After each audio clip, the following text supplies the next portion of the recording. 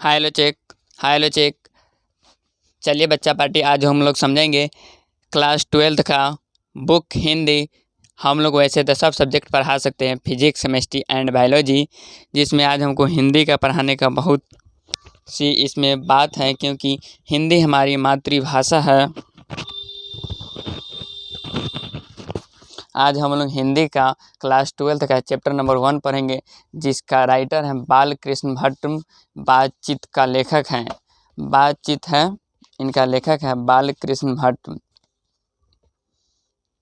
देखिए, आज हम लोग पढ़ेंगे बातचीत। बालकृष्ण भट्ट। बालकृष्ण भट्ट का जन्म 23 जून 1844 को हुआ था। इनका निधन 20 जुलाई 1914 को। बालकृष्ण भट्ट का मृत्यु 20 जुलाई 1914 को हुआ था, इलाहाबाद, उत्तर प्रदेश। बालकृष्ण भट्ट का माता का नाम पार्वती देवी एवं बेनी प्रसाद भट्ट, पिताजी व्यापारी थे। माता एवं संस्कृति महिला, जिन्होंने बालकृष्ण भट्ट के मन में माता एक संस्कृति महिला, जिन्होंने बालकृष्ण भट्ट के मन को अध्ययन की रुचि एवं लालसा जगाई। प्रारंभ में संस्कृति के अध्ययन 1867 में प्रयाग मिशन स्कूल के एंट्रेंस की परीक्षा दी। आपसे यह क्वेश्चन पूछ सकता है कि प्रयागराज मिशन में बालकृष्ण भट्ट ने 1867 में मिशन स्कूल के किस चीज़ की परीक्षा दी? एंट्रेंस की परीक्षा दी।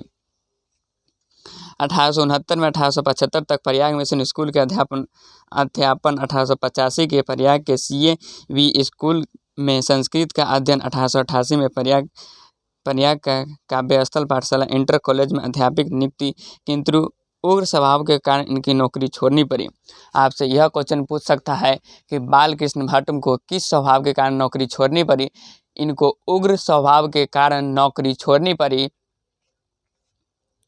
और उसके बाद लेखन कार्य पर ही निर्भर रहे। पिता निर्भरता, पैतृक व्यापार संभालने के नाम पर गृह काल सम्मान, पैतृक घर छोड़कर आर्थिक संकट से जूझते रहे। हिम्मत से काम लिया और साहित्य के प्रति संप्रति भारतेंदु हरिश्चंद्र प्रेरणा से हिंदी प्रतिम सभा प्रयाग की ओर से 1867 में हिंदी प्रदीप नामक मासिक पत्र निकालना प्रारंभ किया। आपसे यह क्वेश्चन पूछ सकता है ऑब्जेक्टिव टाइप में 1877 में किस मासिक पत्र का निकालना प्रारंभ किया? तो 1877 में हिंदी प्रदीप नामक मासिक पत्र निकालना प्रारंभ किया था।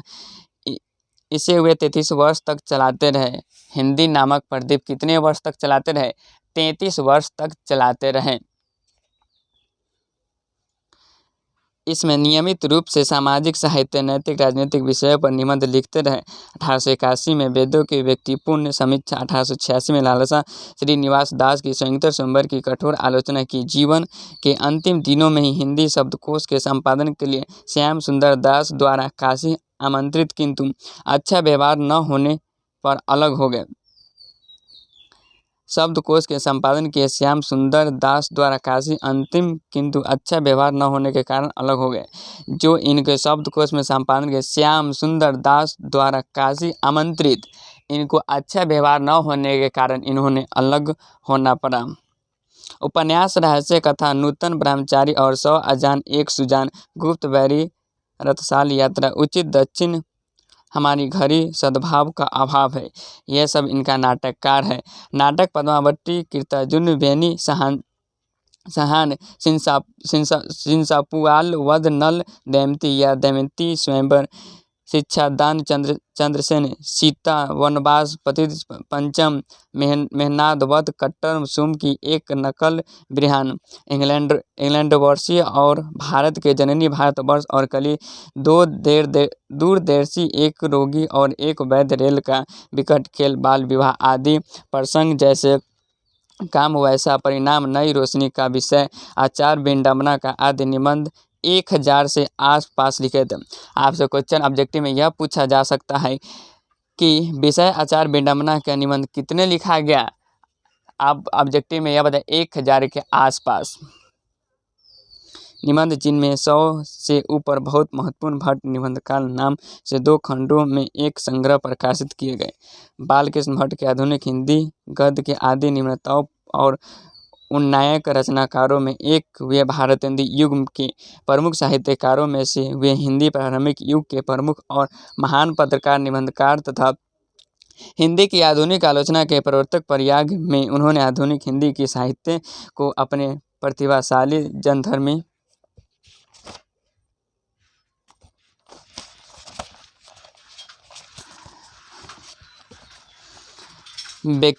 व्यक्तित्व और लेखन से एक नए नवीन धरातल, नवीन दिशा और नया रूप, रंग और मानस दिया। निश्चित इस महत्तर हिंगुताकारी कार्य में एकाएकी नहीं थे। स्वयं भारतेंदु हरिश्चंद्र, प्रत्यय नारायण मिश्र, मेधन प्रेमधन, रामचरण गोस्वामी जैसे अनेक महान साहित्यकार उनके साथ थे, किंतु यह एक सर्वोत्तम स्थापित मान्यता है कि अपने युग के सार्वत्रिक, सक्रिय, सुखद और प्रदीप समय का श्रेष्ठ निष्ठा के साथ तेजस्वी लेखन द्वारा साहित्य सेवा करते रहने वाले समर्पित साहित्यकार थे। बालकृष्ण भट्ट भारतेंदु युग के 2-3 प्रमुख साहित्यकारों में एक, जिनके अनुवर्तन लेखन से भारतेंदु युग का रचनात्मक युग, व्यक्तिगत निर्मित युवा तथा आगे के दिव्यति युग का मूलाधार निर्मित हो सका।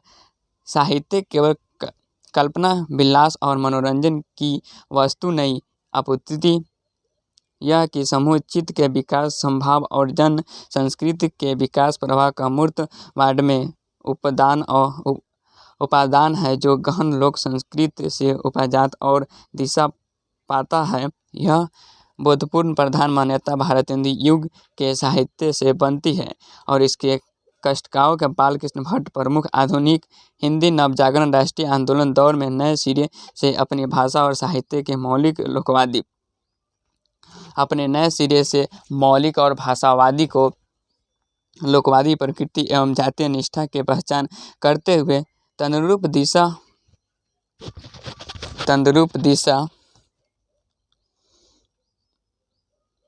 कहाँ गया हो, देख रहे, 1 मिनट, देख रहे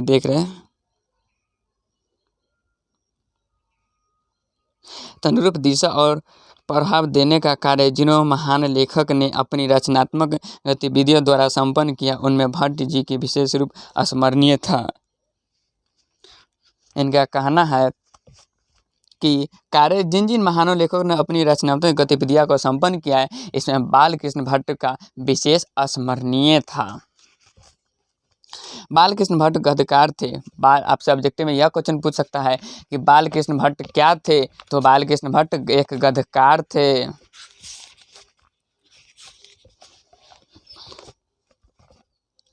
अपनी अभिरुचि, मानस और प्रतिभा से परिवेश और यथार्थ के संपूर्ण सरोकार रखने वाले लेखक पत्रकार, उनके गद्य की भाषा और कला की जड़ भी परिवेश और यथार्थ में भी थे।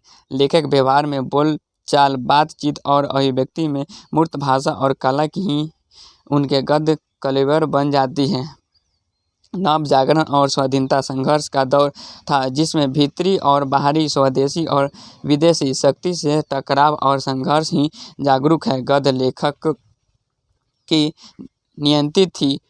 यह टकराव और संघर्ष भट्ट जी के लेखन के अंतिम धरता तेज और तेवर बनकर उभरता है। भट्ट जी ने हिंदी प्रदीप में पूरे अधूरे अनेक उपन्यास लिखे थे। बालकृष्ण भट्ट ने पूरे हिंदी में क्या लिखे थे? हिंदी प्रदीप में पूरे अधूरे अनेक उपन्यास लिखे थे। आप सब्जेक्ट में यह क्वेश्चन पूछा जा सकता है कि बालकृष्ण भट्ट ने हिंदी अधूरे में कितने, प्रदीप में पूरे कितने उपन्यास लिखे? पूरे अधूरे उपन्यास लिखे, नाटक और प्रसंग लिखे, किंतु निबंध ही उनकी वह अपनी विधा है जिसमें उनका अभिप्राय पूर्ण स्वदेश लेखन पूरी शक्ति, सामर्थ्य और वैभव के साथ प्रकट हुआ है। सामाजिक समस्याओं पर उन्होंने जमकर लिखा। बाल विवाह, स्त्री शिक्षा, महिला स्वतंत्र, राजा प्रजा, कृषकों को दुर्व्यवस्था, अंग्रेजी शिक्षा सुरक्षित में परिवर्तन, देश की सेवा, अंधविश्वास आदि विषयों पर उन्होंने खूब लिखा।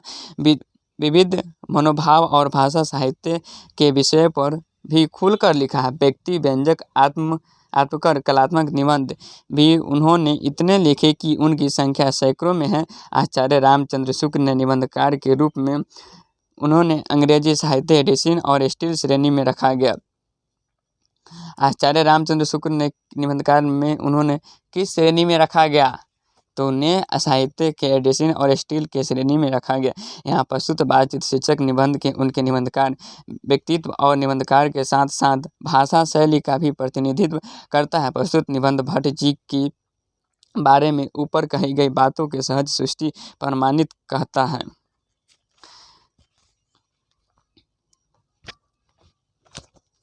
उनकी वास्तविकता प्रतिभा एक अध्ययनशील विद्वान और दक्षिण बुद्धि है। आलोचना की है। आधुनिक हिंदी आलोचना का जन्मदाता कहना अनुचित न होगा। धर्म और दर्शन के सामाजिक विकास का कसौटी पर कसकर बालकृष्ण भट्ट ने प्रगतिशील आलोचना का नींव डाली थी।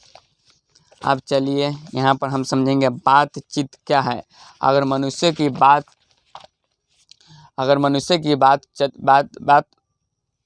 आज हम समझेंगे बातचीत क्या है। अगर मनुष्य को वाक शक्ति नहीं होता तो मैं जानूंगा कि गूंगी पर सृष्टि का क्या हाल होगा।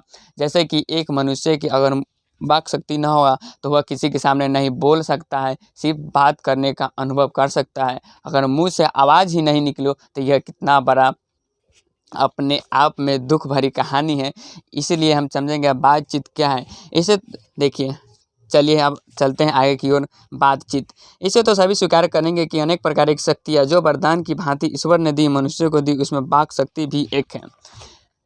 यह कहना चाह रहा है बालकृष्ण भट्ट कि मनुष्य स्वीकार करेंगे कि शक्तियाँ वरदान जो भांति ईश्वर की मनुष्य को दी हैं, उसमें वाक शक्ति भी एक है।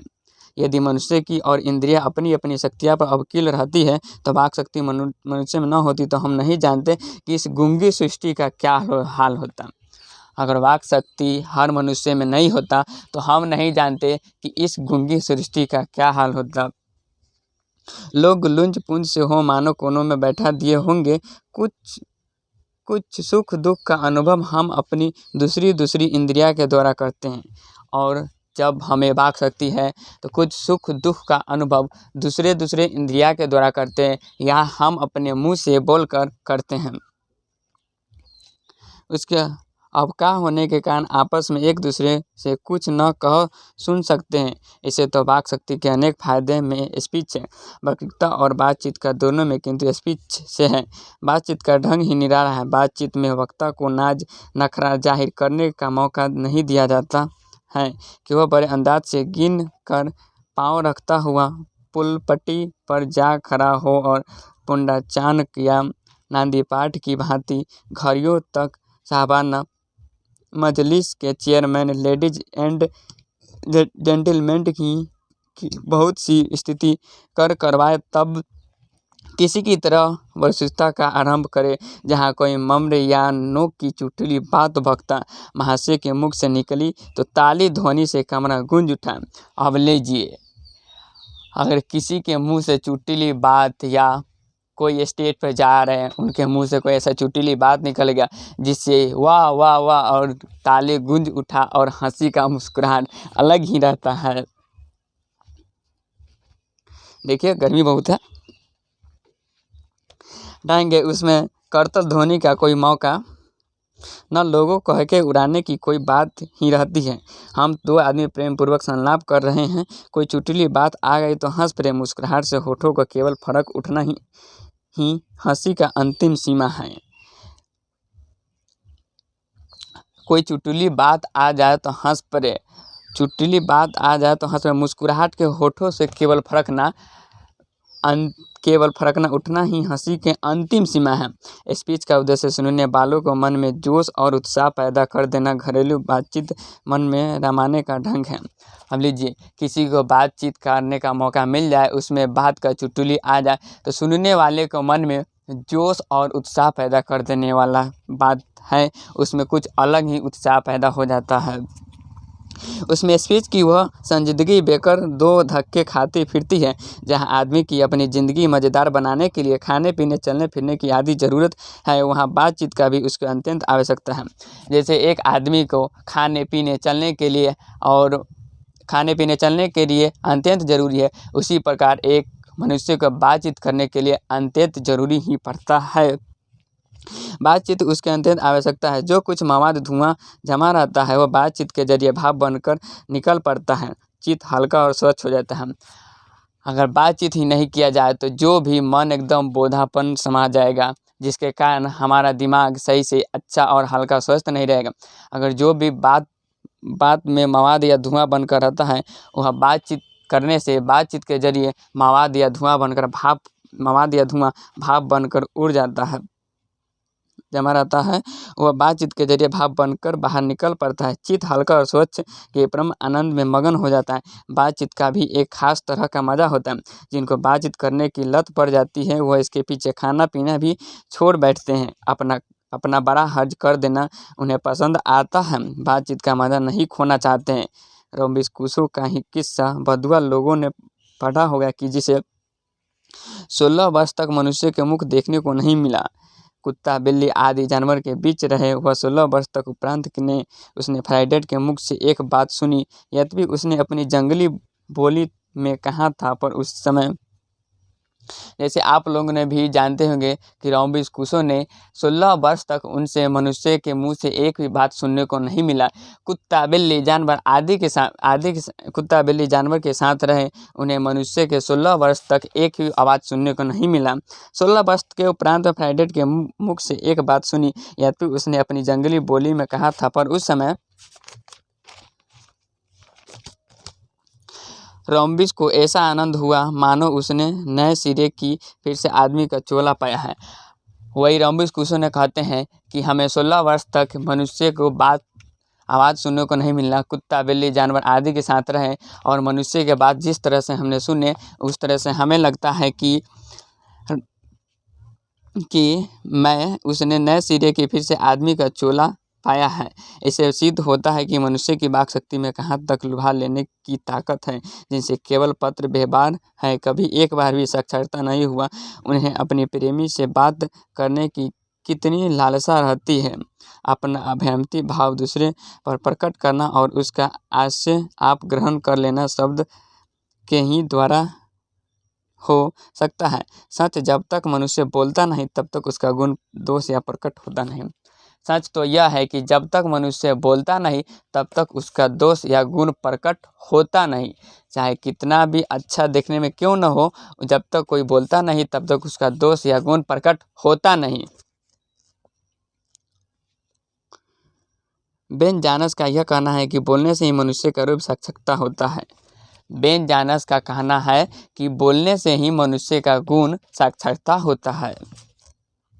उचित जान पड़ता है इस बातचीत की सीमा 2 से लेकर वहाँ तक रखी जा सकती है उनकी जमानत मीटिंग या सभा न समझ ली जाए। एडिसन का मत कि असल बातचीत सिर्फ 2 व्यक्तियों के बीच होता है। एडिसन की कहना है कि असल बातचीत सिर्फ 2 व्यक्तियों के बीच हो सकता है। जैसे कि किरे कहाँ गल था वहाँ कहाँ गल था, जब 2 आदमी आपस में बैठते हैं तो एक दूसरे को दिल खोलते असल बातचीत होता है। और 3 का कहाँ, 3 होते तो राम रमोल वाला कि कहाँ गल कि बोला ना, ऐसे वैसे बात करते हैं। असल बातचीत तो सिर्फ 2 व्यक्तियों के बीच ही हो सकता है। जिसका तात्पर्य यह हुआ कि जब 2 आदमी होते थे तो तभी अपना दिल एक दूसरे के सामने खोलते हैं। जब 3 हुए तब वह 2 की बात कोसों दूर गई। कहाँ भी कुछ की 6 कानों में पड़ी बात खुल जाती है। दूसरे की किसी तीसरे आदमी के आ जाते हैं कि या तो वह दोनों अपनी बातचीत को निस्तर खो बैठते या उसे निपट मूर्ख अज्ञानी समझते। अगर 2 आदमी बातचीत कर रहा है तो अगर तीसरा कोई आ गया तो जिस बातचीत कर रहे हैं तो उसको बातचीत को बंद कर देंगे या तीसरे को अज्ञानी मूर्ख समझने लगेंगे, अपनी बातों को कोसों दूर भेज देंगे कि कहाँ गए था, हाँ यहाँ है। इसीलिए असल बातचीत 2 आदमियों के बीच में होता है। जैसे गर्म दूध और ठंडे पानी के 2 बर्तन में पास पास हटा के रखे जाए तो एक का असर दूसरे में पहुंच ही जाता है। जैसे गर्म दूध और ठंडे पानी को एक साथ रखा जाए तो एक का असर दूसरे में पहुंच ही जाता है। जैसे मम्मी लोग क्या करते हैं, अगर दूध गर्म बहुत ज़्यादा है तो दूध को और ठंडे पानी में डाल देते हैं ताकि दूध ठंडा हो जाता है और पानी गर्म हो जाता है अगर जल्द में दूध पीना रहता है तो। ये हम अपना से समझा रहे हैं।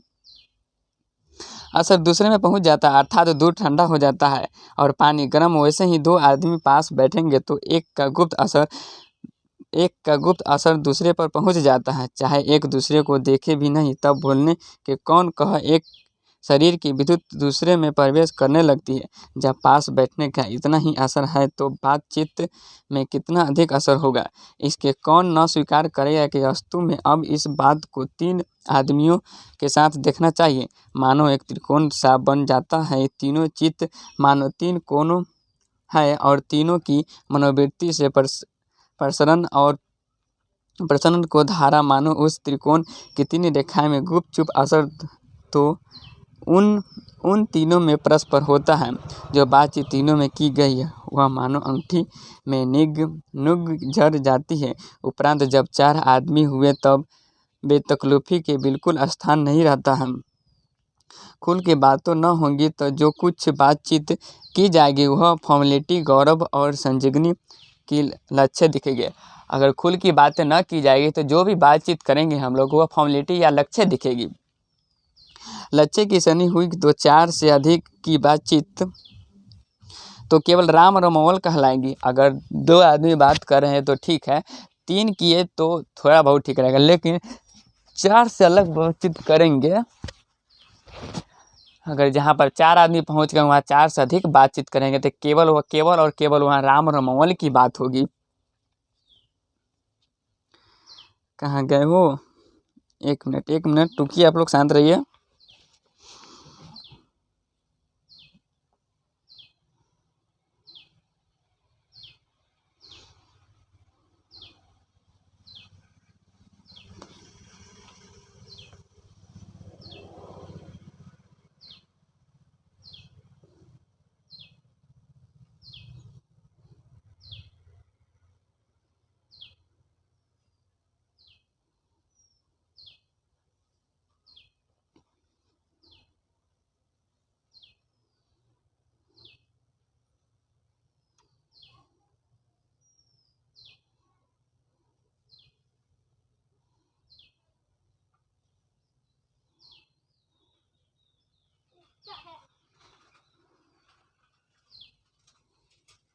यहाँ आ गया।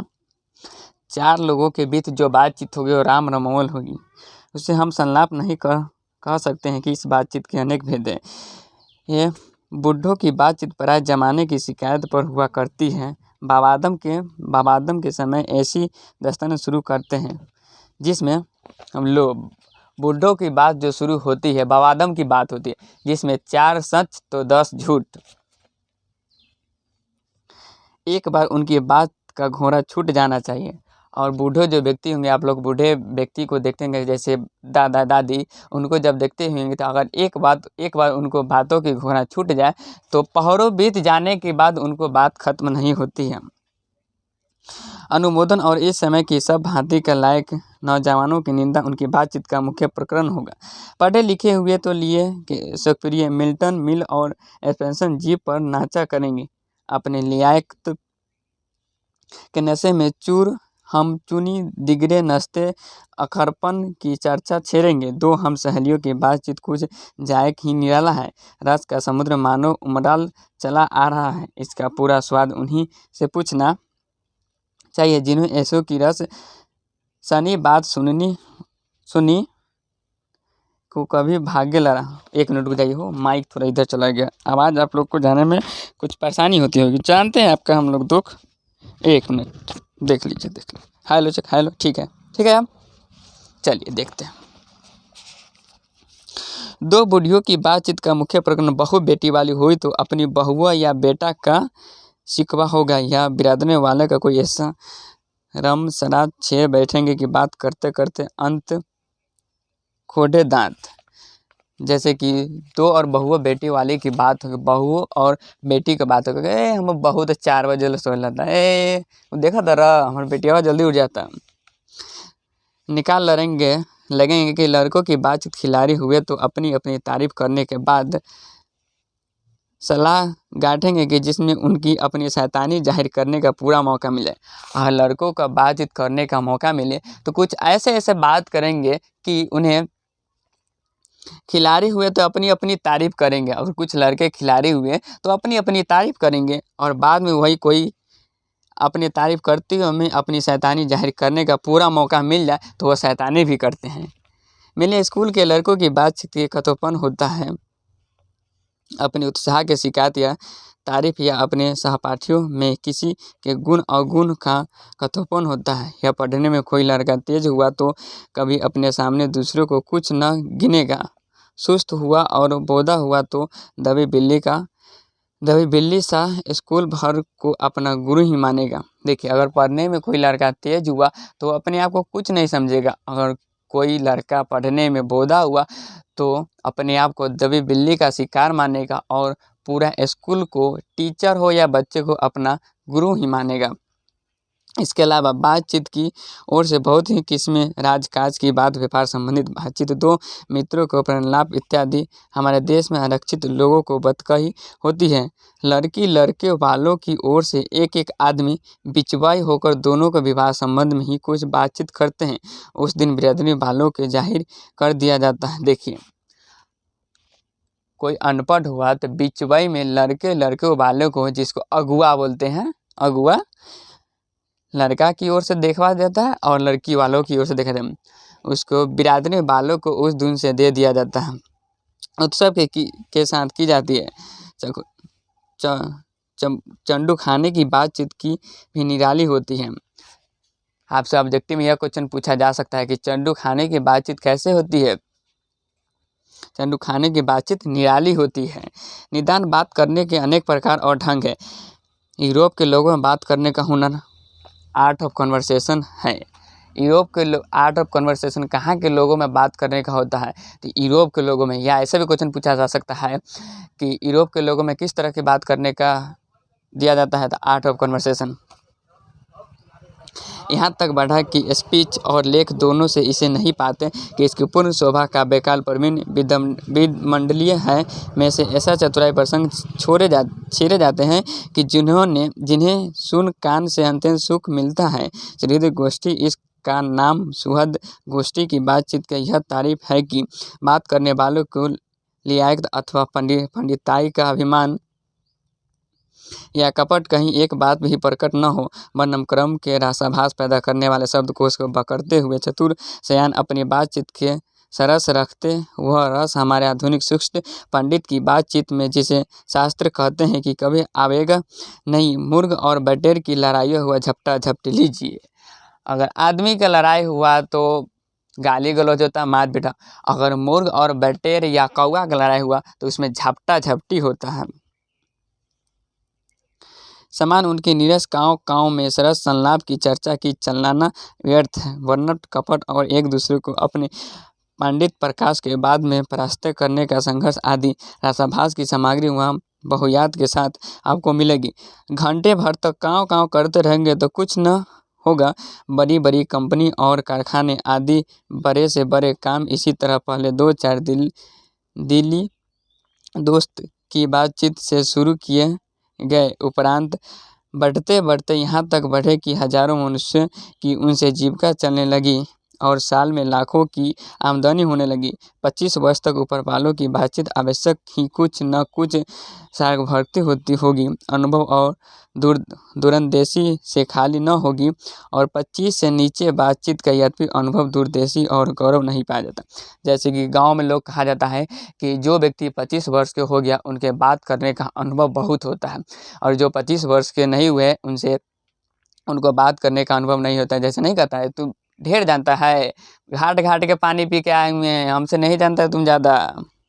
गौरव नहीं पाया जाता है। इसमें एक प्रकार की ऐसा दिल बहलाव और ताजगी रहती है कि जिसके मिठास उससे 10 गुना चढ़ी बढ़ी। यहाँ तक हमने बाहरी बातचीत का हाल लिखा है जिसमें दूसरे फरीक के होने के बहुत आवश्यकता बिना किसी दूसरे मनुष्य के हुए, जो किसी तरह का संभव नहीं है और जो दो ही तरह पर हो सकते हैं, या तो कोई हमारे यहाँ कृपा कर या जमी जाकर दूसरे को कृतार्थ करे। पर यह सब तो दुनियादारी है जिसमें कभी कभी रसाभास होते हैं। देर नहीं लगती, क्योंकि जो महाशय अपने यहाँ पधारे उनकी पूरी दिलजोई न हो सकती। विशिष्टाचार त्रुटि, अगर हम ही उनके यहाँ गए तो पहले तो बिना बुलाए जाना ही अनादर है। मूल और जाने पर अपने मन का माफी बर्ताव न किया जाए तो मानो दूसरों की प्रखर का नया घाव हुआ। इसीलिए कहा जाता है कि किसी रिश्तेदार के यहाँ बिना बुलाए नहीं जाना चाहिए। बिना बुलाए गए, क्या पता जो आपको सम्मान इज्जत चाहिए आपको नहीं मिला, या उनको मन में दुख हो गया कि इनको हम नहीं बुलाए और ये अपने मन से चले आए। इसीलिए किसी के यहाँ बिना बुलाए नहीं जाना चाहिए। घाव हुआ। इसीलिए कहता है कि अगर किसी के यहाँ बिना बुलाए गए और उस टाइप का जिस टाइप का आपको इज्जत सम्मान चाहिए उस टाइप का नहीं मिला तो आपको मन में एक उत्साह और घाव पैदा हो जाएगा। इसीलिए सबसे उत्तम प्रकार बातचीत करने का हम यही समझते हैं कि हम वह शक्ति अपने में ही पैदा कर सके कि अपने आप से बात कर लिया करे। इसीलिए हम किसी के यहाँ बिना बुलाए नहीं जाए। इसीलिए हम यह समझते हैं कि अपने आप में अपने आप में एक वैसा वाक शक्ति पैदा करे कि हम अपने आप से बात कर लिया करे। हमारी भीतरी मनोवृत्ति परिवर्तन नया नया रंग दिखाया करती है। वह पंचात्मक संसार का एक बड़ा भारी आईना है जिसमें जैसी चाहो वैसी सूरत देख लेना ही कुछ दुर्लभ बात नहीं। हम अपने आप में एक दिल के अंदर एक ऐसी आईना है कि जिसमें जैसी चाहिए वैसी सूरत देख सकते हैं, बात नहीं। और जो एक ऐसा चमनिस्तान जिसमें हर किस्म के बेल बूटे खिले हुए हैं, ऐसे चमनिस्तान की सैर में क्या कम दिल बहलाव मित्रों का प्रेमलाप कभी इसकी सुलभी कला तक भी नहीं पहुंच सका। इसी सैर का नाम ध्यान या मनोविज्ञा या चित्त को एकाग्र करना, जिसका साधन 1-2 दिन काम नहीं, वर्षों से अभ्यास के उपरांत यदि हम थोड़ी भी अपनी मनोवृत्ति स्थिर कर अथवा हो अपने मन के साथ बातचीत कर सके तो मानो अभियोग भाग्य एक वाक शक्ति मात्र के दमन से न जाने कितने प्रकार का दमन हो गया। हमारे चीहा कतरनी के समान सदा स्वस्थ चला करती है। उसे यदि हमने काबू में कर लिया तो क्रोधित बड़े बड़े अज्ञे शत्रु भी बिना प्रयास जीत अपने वश में कर डालता है। जैसे कहा जाता है कि मनुष्य की सबसे बड़ी जीत अपने आप पे काबू कर लिया। इसीलिए बड़े बड़े शत्रु वैज्ञानिक अज्ञानिक जो अपने आप पे जीते हैं, इतिहास रचे हैं, वो अपने आप पे काबू कर लिए। इसीलिए आप लोगों से मैं यही कहना चाहता हूँ कि सबसे पहले दूसरों को दिल जीतने से अच्छा है कि अपने आप पर काबू किया कीजिए। देखिए, काबू कर लिया तो क्रोधित बड़े बड़े अज्ञे शत्रु या बिना प्रयास भी अपने वश में कर डाला। इसीलिए वाक्य है अपने बातचीत करने का यह साधन, वक्ता साधनों का यह मूल शक्ति पुंज मंदिर प्रार्थना एकमात्र स्वप्न है। अगर अपने आप पर काबू कर लिए तो बड़े बड़े शत्रु कितना भी मुश्किल कठिन हो रास्ता सबको आप जीत सकते हैं। जो सपना मन में सोचते हैं वो पूरा कर सकते हैं। चलिए, इसी पर आपका चैप्टर हुआ आज समाप्त। दिव्यांग भाग 2 क्लास 12 का हिंदी हम लोग पढ़े हैं। आज चैप्टर नंबर 1 पढ़े हैं बातचीत, जिसका लेखक है बालकृष्ण भट्ट। हम चाहते तो फिजिक्स केमिस्ट्री बायोलॉजी भी स्टार्ट कर सकते थे, लेकिन आज स्टार्ट करने का मूल स्थान है क्योंकि हिंदी हमारी मातृभाषा है। ये तो आप सभी लोग जानते हैं। देखिए, गर्मी बहुत है। वैसे अब यहीं पर क्लास को ख़त्म करते हैं। जय हिंद।